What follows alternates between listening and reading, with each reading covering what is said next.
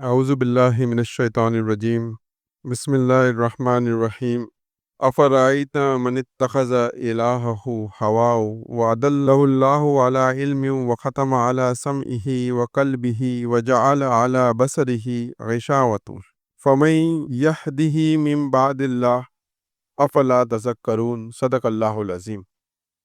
عزیز ساتھیو، آپ کے سامنے سورہ جاثیہ کی 23 نمبر کی آیت کی جو تلاوت کی گئی، اس میں اللہ تعالیٰ فرماتے ہیں، کیا آپ نے دیکھا اس شخص کو جس نے اپنے خواہش نفس کو معبود بنا لیا ہے، باوجود سمجھ بوجھ کے اللہ نے اسے گمراہ کر دیا، اس کے کان، اس کے دل پر مہر لگا دی، آنکھوں کے آگے پردہ ڈال دیا۔ اب ایسے شخص کو کون ہدایت دے سکتا ہے؟ یہ قرآن کریم کی جو آیت ہے، یہ بہت ہی اہم آیت ہے اگر ہم آج کے دور میں قرآن کو بطور ایک کتاب ہدایت دیکھنا چاہتے ہیں۔ اکثر ہمارے مساجد میں خطبہ ہوتا ہے اور شرک کے تعلق سے یہ بات کی جاتی ہے کہ وہ کام شرک ہے، بہت سارے شرکوں کا بیان ہوتا ہے، لیکن یہاں پر اللہ تعالیٰ ایک شخص کا حال بیان کر رہے ہیں جس نے اپنے خواہش نفس کو خدا بنایا ہے۔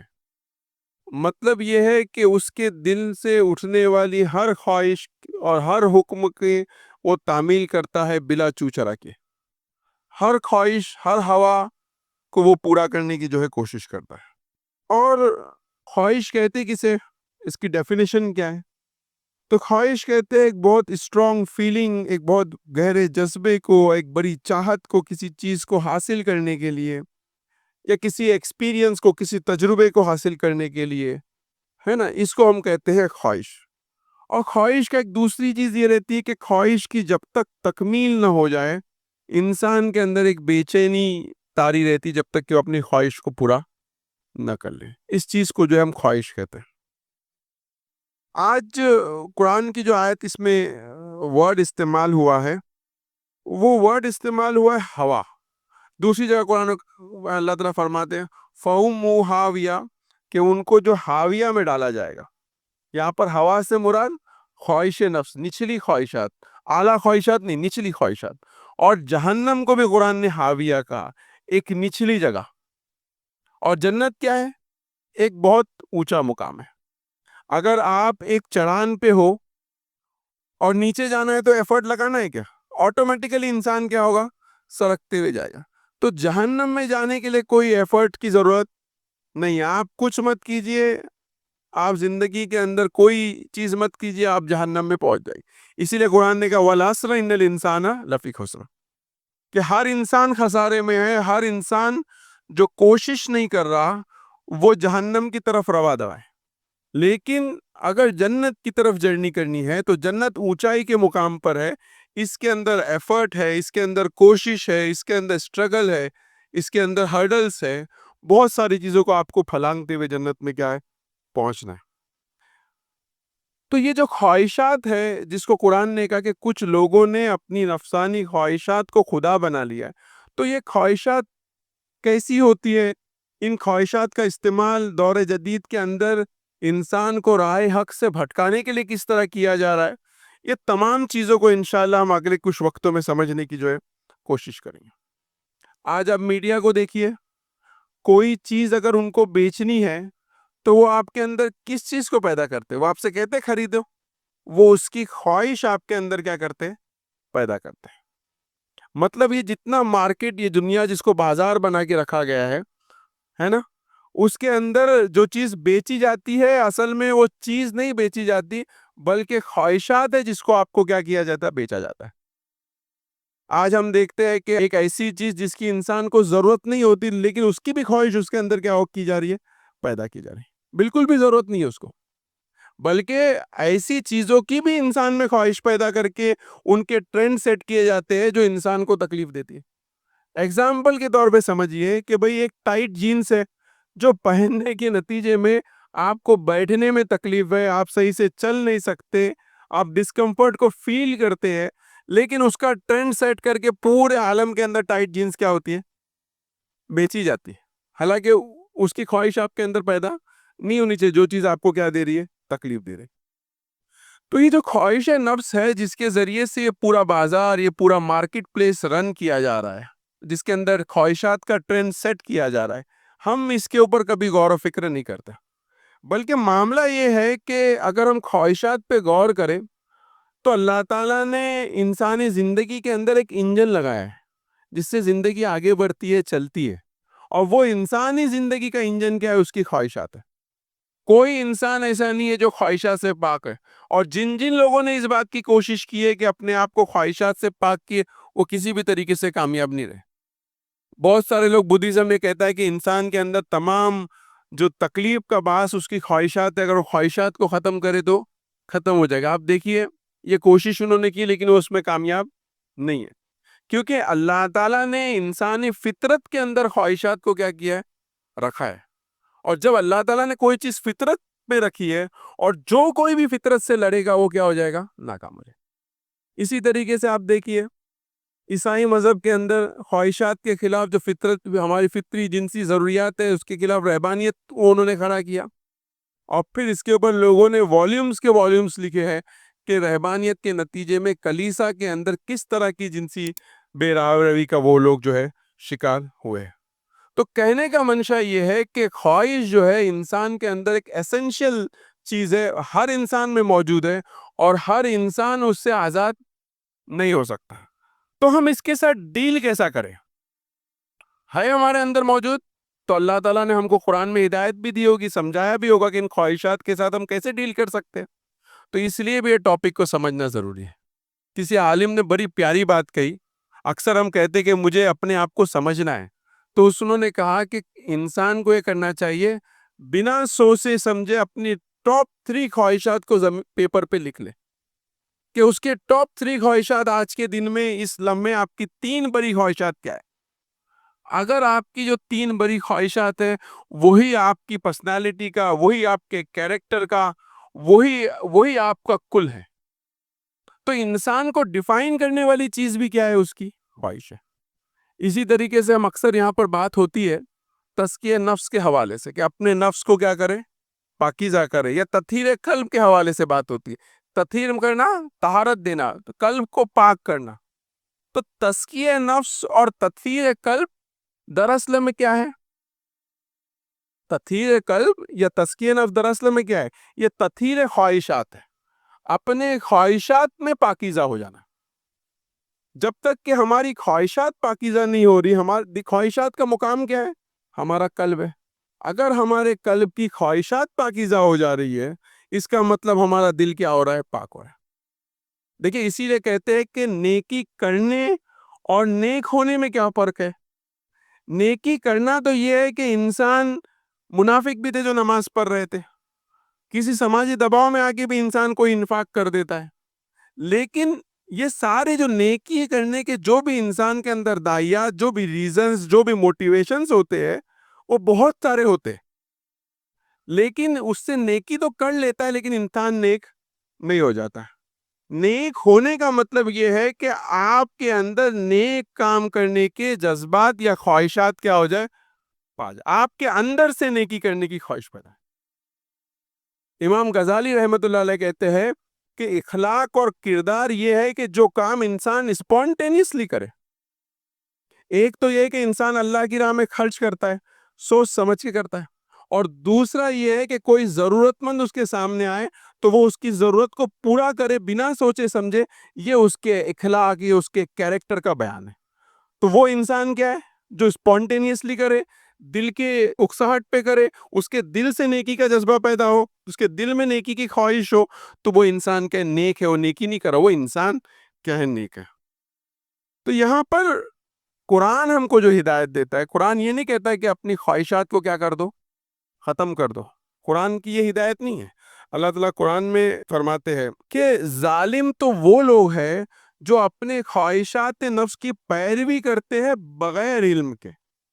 مطلب خواہشات کے پیچھے چلنا، اپنے علم کو اپلائی کیے بنا، قرآن و حدیث پہ سمجھے بنا جو آدمی خواہشات کی پیروی کرے گا وہ شخص کیا ہے؟ گمراہ ہے۔ مطلب یہ ہوا کہ قرآن یہ ہدایت دیتا ہے کہ صحیح طریقے سے انسان اگر اپنی خواہشات کو کلٹیویٹ کرے تو یہی جو اس کے خواہشات کا جو دائیا اس کے اندر رکھا ہے یہی اس کو کیا بنائے گا؟ نیک بنائے گا. تو انشاءاللہ ہم جو ہے نا اس کے اوپر سوچنے اور سمجھنے کی کوشش کریں. اردو زبان کے اندر نا 3 الفاظ ہیں. ایک ورڈ تو خواہش ہے، دوسرا ورڈ ہے تمنا، اور تیسرا لفظ ہے آرزو. اصل میں آج کے زمانے میں ہم زبان کو اتنی اہمیت نہیں دیتے. ہم کیا کہتے ہیں؟ بات ہی تو کرنی، it's a way of communication.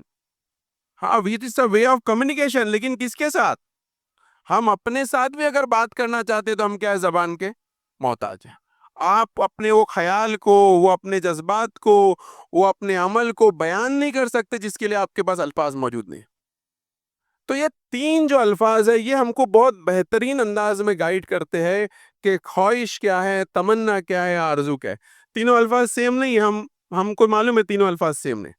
کوئی انسان یہ نہیں کہتا ایک گاڑی خریدنے کی میرے کو بڑی آرزو ہے نا؟ یا کوئی یہ نہیں کہتا ہے کہ جنت پہ جانے کی خواہش ہے. دیکھیے 3 الفاظ ہے. خواہش جو ہوتی ہے نا وہ کسی مادی چیز کے حصول کے لیے ہوتی ہے، اور آرزو اس کے بالمقابل ایک روحانی جو اپنی چاہت ہوتی ہے اس کا بیان ہوتا ہے. میری آرزو ہے کہ میں نبی کریم صلی اللہ علیہ وسلم کے ہاتھ سے جام کوثر نوش فرماؤں. میری آرزو ہے کہ جنت کے اندر مجھے آپ صلی اللہ علیہ وسلم کی رفاقت نصیب ہو.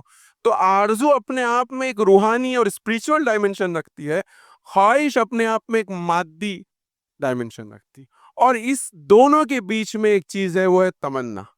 ایک ایسی خواہش، ایک ایسی چاہت جس کا ایک مادی ڈائمنشن بھی ہے اور اس کا ایک روحانی ڈائمنشن بھی ہے. اس لیے علامہ اقبال ہم کو کیا پڑھاتے ہیں؟ لب پہ آتی ہے دعا بن کے، تمنا میری زندگی شمع کی صورت ہو خدایا میری. کیا کہہ رہے؟ کہ تمنا میری ایسی ہو، میری آرزو نہیں ہے، میری تمنا ہے کہ زندگی کے اندر میں شمع بنوں جو خود جلے اور لوگوں کو کیا دے؟ روشنی دے. وہاں پہ وہ آرزو ورڈ کو بھی استعمال نہیں کرتے. تو اصل میں جو چیز کلٹیویٹ کرنے کی ہے، جو چیز اپنے اندر پیدا کرنے کی ہے، جو چیز کو پروان چرانا ہے، وہ خواہشات نہیں ہے، وہ تمنا ہے جن کو ہم کو کیا کرنا ہے؟ بیدار کرنا ہے. اسی کو علامہ اقبال دوسری جگہ کس طریقے سے بیان کرتے ہیں؟ جگر سے وہی تیر پھر پار کر تمناؤں کو سینوں میں بیدار کر. اللہ تعالیٰ سے دعا کر رہے کہ امت مسلمہ کے اندر تمناؤں کو دوبارہ بیدار کر. ابھی ہم سوچیں کہ ہمارے اندر کیا کوئی تمنا بیدار ہے کیا؟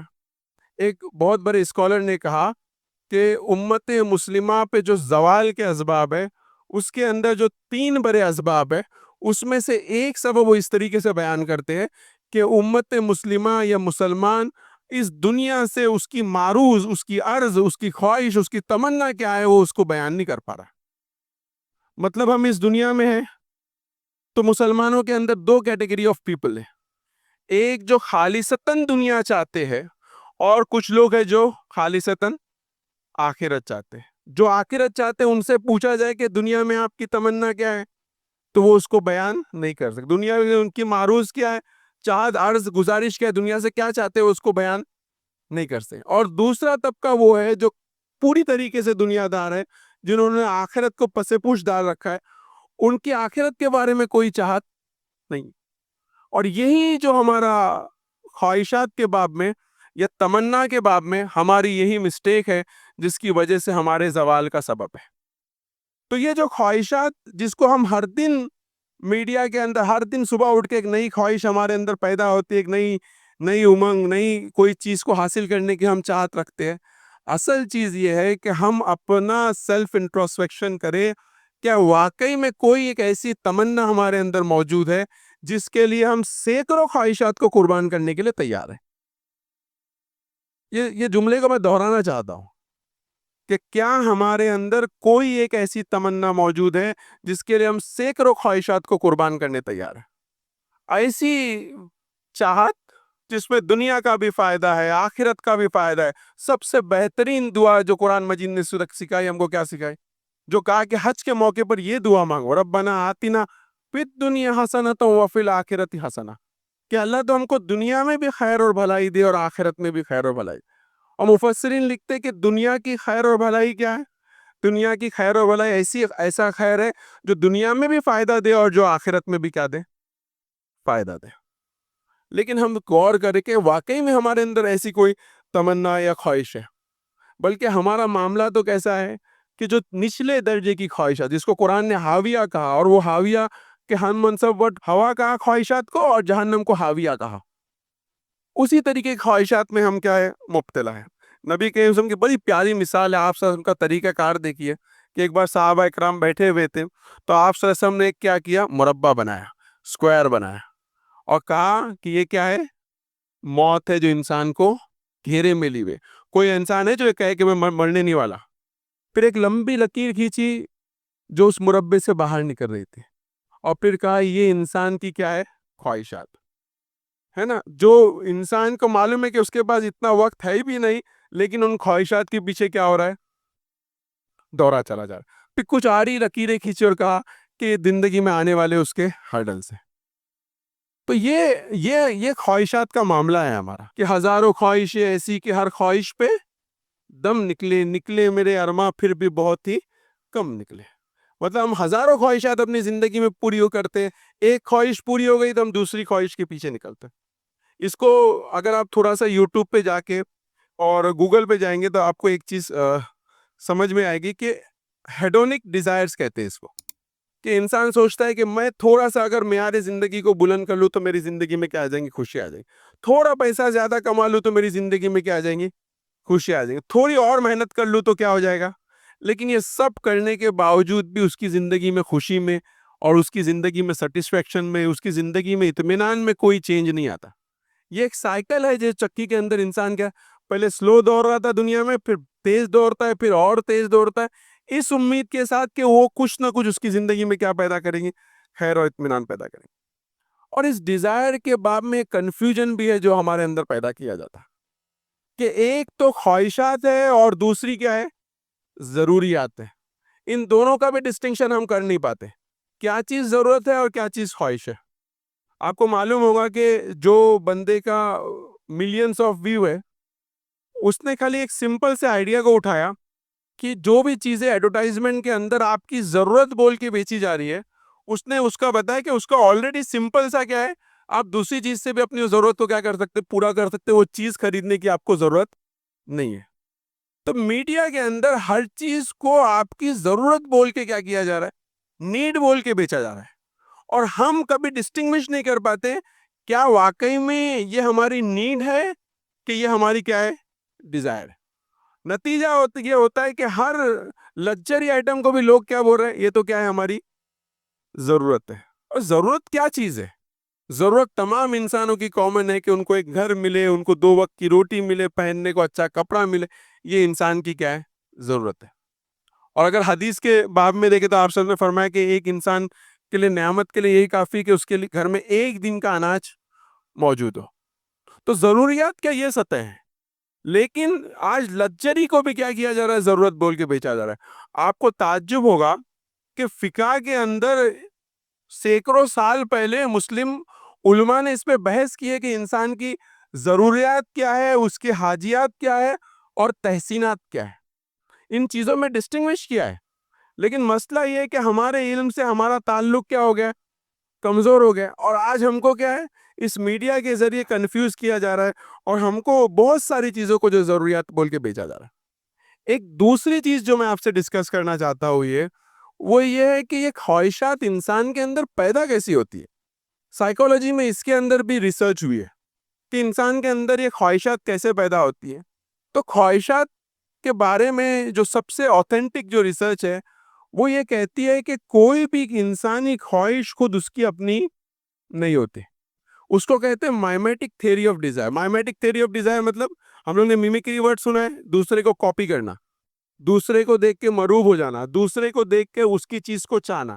آپ نے دیکھا ہوگا بچپن میں 2 بچے ایک ہی کھلونے کے لیے جھگڑ رہے رہتے، حالانکہ ان کے آس پاس کتنے کھلونے رہتے؟ 10 کھلونے اور موجود ہوتے. کبھی غور کیا ایسا کیوں ہوتا ہے؟ کیونکہ ایک انسان کی جو چاہت ہوتی ہے وہ آٹومیٹیکلی دوسرے انسان کی چاہت بن جاتی ہے.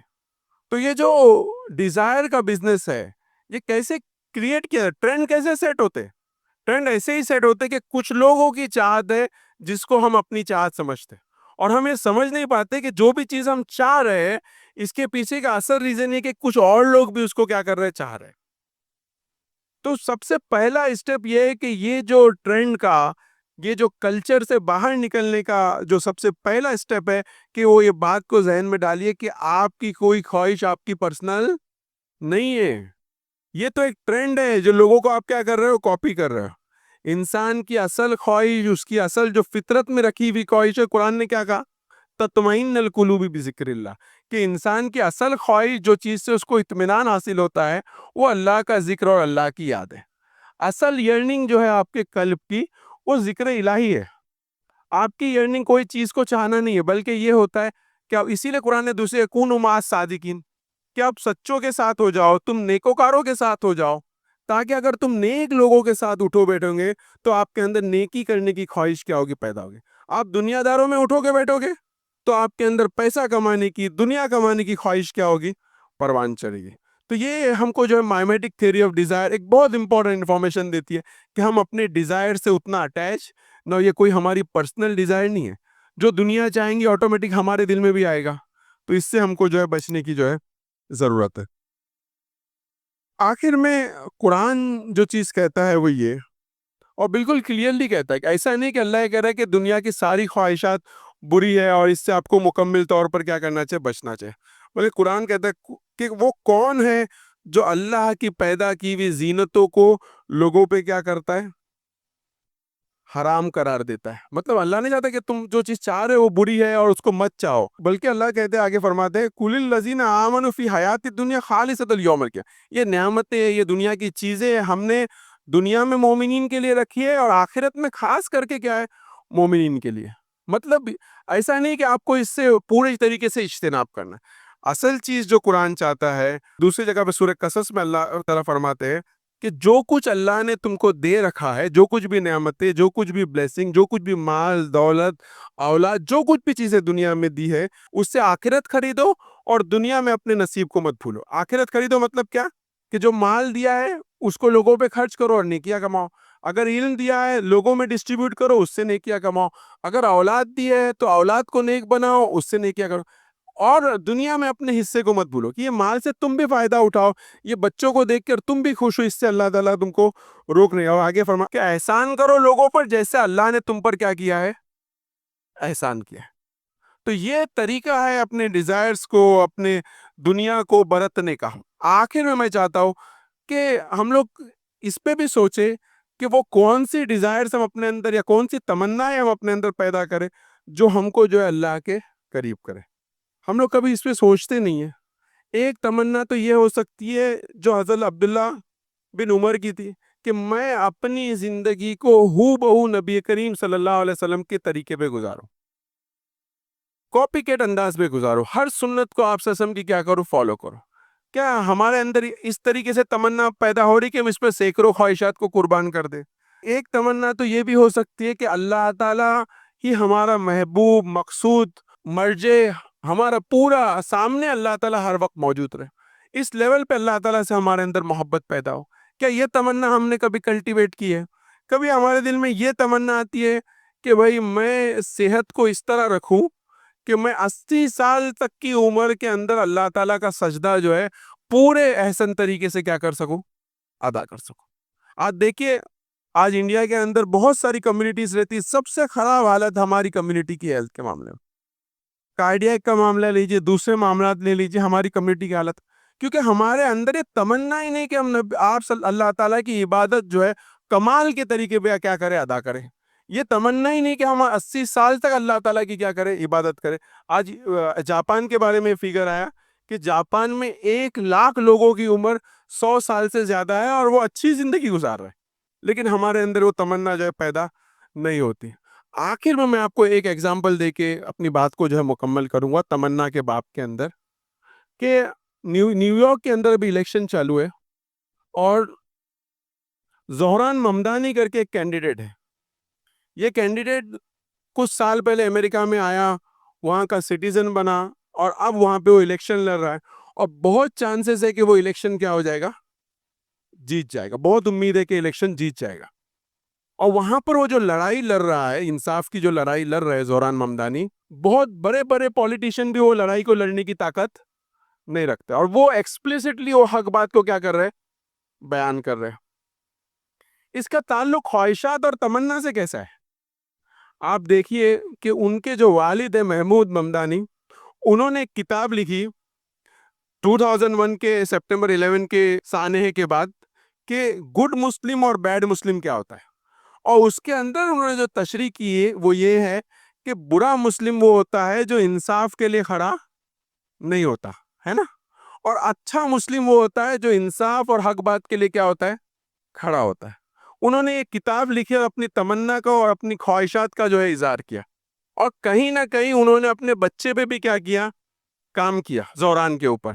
آج آپ دیکھیے کہ وہ گڈ مسلم بیڈ مسلم جو کتاب میں ایک تمنا کی صورت میں انہوں نے لکھی تھی، آج ریالٹی کی صورت کے اندر نیو یارک کے اندر وہ لڑکا الیکشن لڑ رہا ہے، اور بہت امید ہے کہ وہ الیکشن جیت جائے، بلکہ وہاں پر تو اس بات کا بھی خطرہ محسوس ہو رہا ہے دوسرے لوگوں کو کہ اگر یہ لڑکا انصاف کی بات اتنے ببانگ دہل کرے گا تو کہیں یہ امریکہ کا پریزیڈنٹ نہ بن جائے۔